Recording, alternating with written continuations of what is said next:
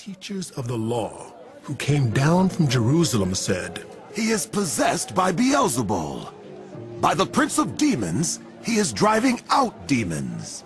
So Jesus called them over to him and began to speak to them in parables.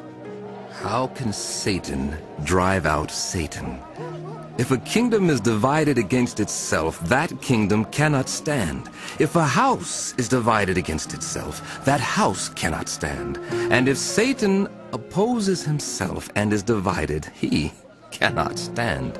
His end has come.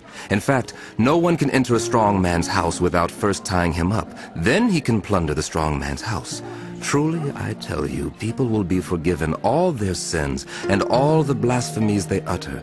But whoever blasphemes against the Holy Spirit will never be forgiven, but is guilty of an eternal sin.